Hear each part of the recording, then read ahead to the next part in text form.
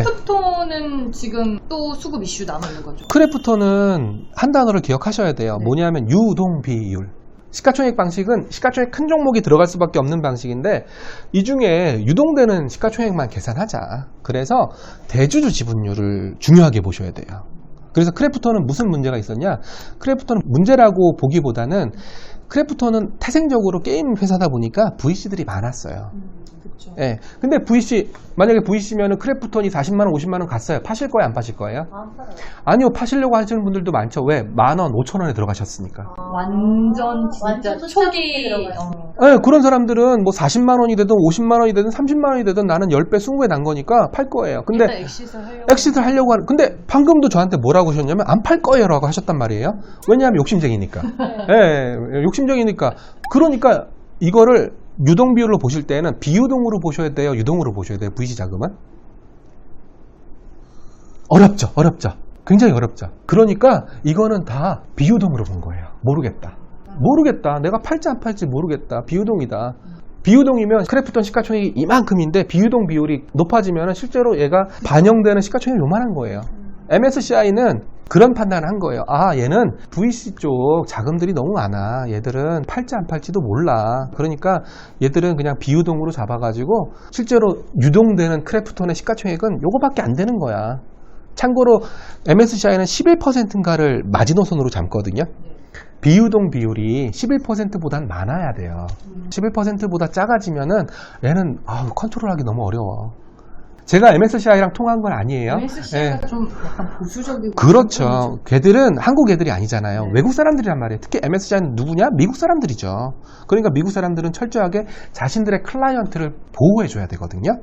자, 비유동이 너무나 많아가지고 요거밖에 컨트롤이 안 되는데 지수에 편입되다라고 가정을 해볼게요. 그러면 제가 아까 SK 네트워크스 사례 말씀드렸잖아요. 네. 주가가 어떻게 움직이겠어요? 굉장히 올라갔다 내려갔다가 심하겠죠. 네. 이게 클라이언트들한테는 좋은 거예요, 나쁜 거예요? 나쁜 거죠. MSCI 지수를 추종하는 애들은 보수적인 애들이거든요. 네, 공격적인 애들은 어떤 지수를 추종한다든지 그렇게 하지 않고 자기가 바스켓을 짠다든지 직접 하겠죠. 그러다 보니까 크래프톤은 아마 제가 보기에는, 참고로 이거는 뭐 제가 MSCI랑 확인한 건 없어요. MSCI는 그렇게 디테일하게 밝혀주진 않거든요. 근데 제가 애널리스트 생활도 오래 했고 네. 또 ETF 컨설팅 쪽을 맡고 있으니까 아마 그랬을 거다라는 제 추측이에요. 그래서 이제 카카오뱅크처럼 특례로 들어가진 않았을 거다. 이런 뭐 약간 비유동 문제도 있고 또 외국인 투자 한도 문제도 있으니까 그래서 아마 특례로 못 들어갔고 11월 달 정도에는 들어갈 수 있을 것 같다. 그때 되면 아마 그 VC 중에 파는 애들이 생길 거란 말이에요. 예, VC 중에 이제 나 이 정도 먹었으면 됐어. 나는 1개월 락업이었어. 2개월 락업이었어. 3개월 락업이었어. 이런 애들도 많이 있을 거거든요. 그러면 이제 11월 되면은 9, 10, 11월 3개월 락업인 물량들은 다 풀렸을 거거든요. 그럼 유동 비율이 늘어나니까 예, 그때부터는 아마 MSCI가 크래프톤을 MSCI EM에 편입시켜주지 않을까. 근데 또 이제 크래프톤 IPO 이후에 주가가 올랐지 않습니까? 시장은 알고 있었거든요. 이런 스토리를. 제가 이렇게 설명을 해주지 않아도 스마트한 투자들은 이미 알고 있었기 때문에 크래프톤이 40만원까지 떨어졌는데 그때부터 제가 모르긴 몰라도 뭐 연금이라든지 이런 쪽 외국인들이 좀 샀을 거거든요. 아마 이런 맥락에서 사지 않았을까. 뭐 저는 뭐 그렇게 생각을 하고 있습니다. 돈의 자금이 어떻게 흘러가는지만 알아도 네, 그래서 이제 제가 이제 누누이 말씀드리지만 펀더멘탈 공부하는 건 기본이다. 그렇지만 펀더멘탈을 공부하시는 뭐 유튜브 구독자님께서 이런 내용들만 조금만 더 공부하시면 펀더멘탈 플러스 알파가 생기는 거니까 좀 더 효과적으로 종목을 보실 때 도움이 될 거다라는 게 제 지론입니다. 그리고 우리나라는 이제 MSCI 신흥국으로 이제 분류가 되잖아요. 네. 선진국 편입은 좀 뭔 얘기죠? 이제 왜 선진국에 들어가야 되는지부터 먼저 설명을 드려야 될 것 같은데요. MSCI는 국가를 3개로 분류를 하고 있어요. 디벨롭 마켓, DM, 이머징 마켓, EM, 프론티어. 이렇게 3단계로 분류를 하고 있고요. 각 세그멘트마다 추종하는 자금의 규모가 틀려요. 당연히 가장 큰 규모의 자금은 MSCI DM을 추종할까요? EM을 추종할까요? 가장 추종하는 자금이 가장 많은 지수는 뭘까요? 선진국. 맞습니다. 선진국이 시가총액이 훨씬 크니까. 미국 같은 경우에는 글로벌 시가총액의 거의 절반 이상이 미국이잖아요. 예, 그러니까 선진국 지수에 들어가게 되면 더 많은 추종 자금이 그 팬덤이 훨씬 더 크니까 우리 같은 인디 밴드가 들어가더라도 우리 앨범을 사줄 거다. 근데 또 다른 시각은 뭐냐면은요. 아니다. 그냥 인디 밴드 홍대에서 왕 하자. 장단점이 있는 거네요. 예, 예. 그래서 이제 뭐가 낫다 나쁘다는 얘기를 드릴 수가 없어요. 막상 들어가 봐야 아는 부분이니까. 근데 뭐 K-팝에서 1등 하는 게 좋냐, 빌보드 차트에서 134위 하는 게 좋냐, 여기에 이걸 선택하라고 하면 뭘 선택하실지는 사람마다 틀릴 거예요. 예, 그치만 왜 EM을 떠나야 되냐면, 인디밴드가, 여러분 인디밴드 팬들이 저를 욕하는 거 아니, 인디밴드가 너무 팬층이 취약하거든요. 그런데다가 인디밴드의 킹 왕짱 차이나란 놈이 있어요. 네, 차이나란 놈이 인디밴드예요. 얘도 아직 신흥국이잖아. 아직 신흥국이에요. 근데 얘들은 너무나 땅덩어리가 넓다 보니까 맨날 쇼미더머니를 하다 보니까 맨날 혜성과 같이 계속 등장을 하는 거예요. 근데 우리나라는 쇼미더머니를 1년에 한 번밖에 안 하잖아요. 근데 걔들은 땅덩어리가 워낙 넓으니까 맨날 하니까 혜성과 같은 놈들, 알리바바니 뭐 제2의 토스 같은 애들이 막 중국에서 생겨나는 거예요. 네. 그러니까 이머징 마켓에서는 중국 비중이 너무 늘어나고 있어요. 지금 이머징 마켓이 힘들었던 것도 또 중국 정부가 규제 나오면서 또 힘들었던 거잖아요. 그러니까 이머징 마켓은 마치 차이나와 아이들이 돼버린 거예요. 그래서 중국풍 영향을 더 많이 받는. 그렇죠. 그래서 이제 이건 나중에 말씀드릴 건데, 한국 선물은 이머징 마켓의 변동성을 중립화시키기 위한 약간 프록시 같은 안전장치 같은 거예요. 왜? 한국 코스피백 선물이 유동성이 굉장히 풍부하거든요. 그래서 같은 이머징 마켓에 속해 있으니까 브라질이 위험해, 타이완이 위험해, 차이나가 위험해, 그러면은 그 나라 주식을 갖다 때릴 수는 없거든요. 왜냐하면 가뜩이나 힘들어 죽겠는데 주식을 갖다 때려버리면 더 빠질 거 아니에요. 그러다 보니까 완충장치인 한국 선물 매도를 하는 거예요. 예, 반도체가 위험해, TSMC가 위험해, 뭐 삼성전자가 위험해, 그러면은 가장 먼저 그 종목을 때리는 게 아니에요. 그 종목을 때려버리면 그 종목 주가 한가 가거든요. 한국 선물을 먼저 때려요. 그래서 이번에 되게 수급적으로 힘들었어요. 맞아요. 예, 맞아요. 제가 그래서 방송에서 말씀드리려고 했던 내용이 그런 내용들이었던 거였죠. 그러면 한국 선물이, 항상 선물은 이론적인 가격이 있어요. 선물은 실체가 없는 상품이니까. 근데 수급적인 요인에 의해서 한국 선물이 한국 현물보다 저평가되는 현상이 일어나요. 수급에 의해서. 네. 이 상황을 이제 뭐라고 부르냐? 백오데이션이라고 부르거든요. 그러면 지금은 이거 현물이에요. 이게 선물이에요. 선물이 위에 있고 현물이 밑에 있는, 이게 정상적인 상황 콘텐거라고 불러요. 근데 TSMC가 위험해요. 브라질이 위험해요. 터키가 위험해요. 중국이 위험해요. 그러면 외국인들이 누굴 때린다 그랬죠?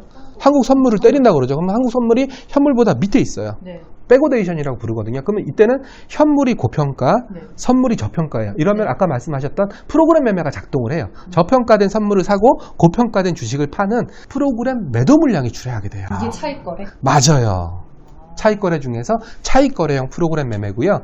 주식에서 매도가 나왔으니까 차익거래형 프로그램 매도가 나온 거예요.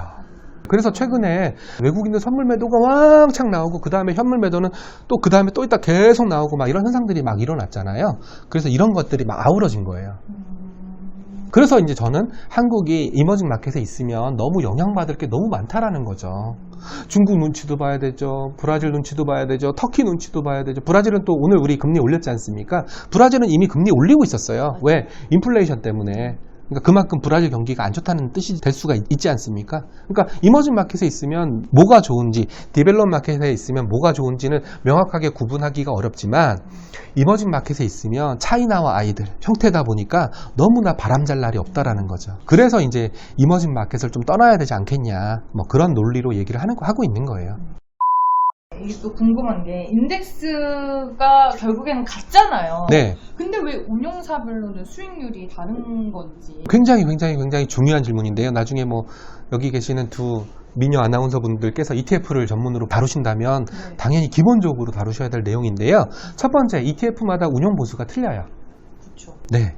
운용 보수라는 것은 1할 계산, 즉 그 자산에서 365분의 1 뭐 이렇게 빼게 돼 있거든요. 그래서 운용 보수가 틀리기 때문에 벤치마크 대비 수익률 차이가 발생하게 되고요. 두 번째는 코스피 200이니까 200개 종목이에요. 자식이 200명 있는 거예요. 자식이 200명 있으면 그 중에 뭐 저처럼 잘 나가는 자식도 있을 수 있겠지만 못 나가는 자식도 있을 수 있지 않습니까? 그러면 못 나가는 자식이 있어요. 어떻게 하실래요? 의절하실래요? 아니면은 이 친구를 그냥 끌고 가실래요? 저는 의절할래요. 네. 모성애가 없구나. 네. 정확하신 표현인데, 의절한다는 말은 내가 갖고 있는 200개 종목들 중에서 얘를 뺀다는 얘기예요. 그리고 나는 끌고 갈게 라는 애는 얘가 못난이지만 그냥 200개 종목 안에 넣는다는 거예요. 이게 성과 차이의 근본이 되는 거예요. 이 못난이가 더 못난이가 돼버리면 나는 의존하는 게 좋았겠죠. 네. 예. 근데 갑자기 이 못난이가 개과천선해가지고 또 똘똘이가 될 수도 있어요. 이런 것들 때문에 운영 수익의 차이가 발생하는 거예요. 예를 들어 드릴게요.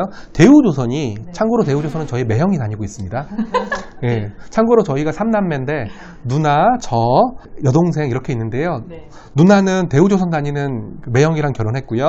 여동생은 GM대우 다니고 있는, 예. 그리고 참고로 저는 LG증권을 다녔기 때문에 저희 집안은 전부 다 한 번씩 우여곡절을 겪었던 그런 집안 출신이에요. 예. 예. 그래서 저희 어머니가 제가 삼성으로 옮기고 나서 좀 좋아하시더라고요. 예. 드디어. 기업 다니니까. 예, 예.